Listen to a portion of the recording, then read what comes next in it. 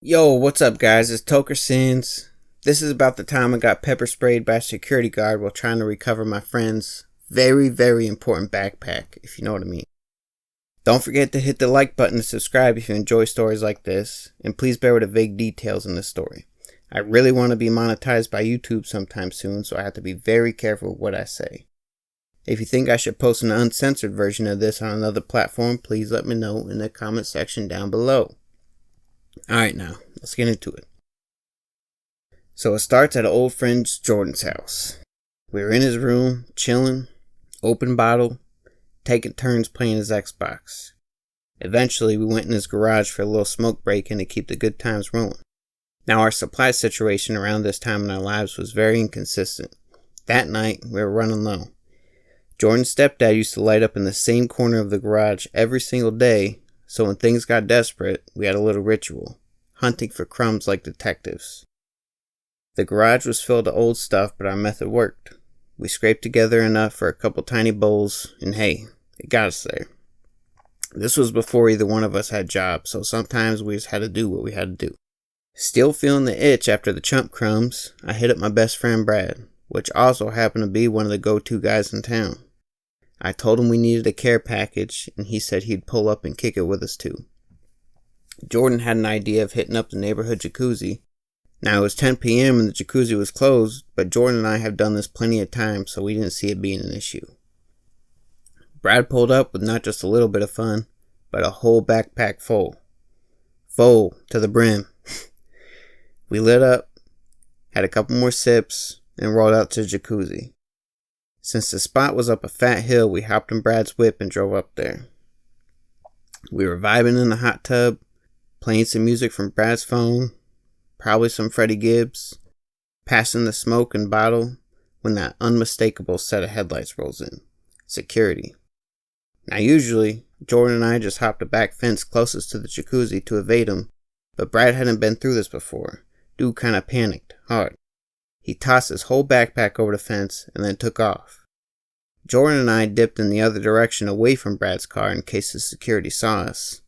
Then a couple minutes later, I get the call from Brad. Yo, they got the bag. Dude, no way, they got it all? Everything. It's gone, bro. He was crushed. The bag was borrowed, a loan, from someone he couldn't afford to disappoint, if you know what I mean.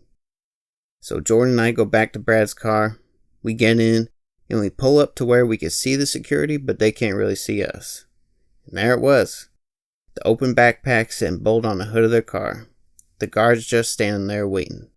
We were pretty sure the cops were already en route considering the contents of this bag and the way that the security guards were just staring at it, doing nothing else.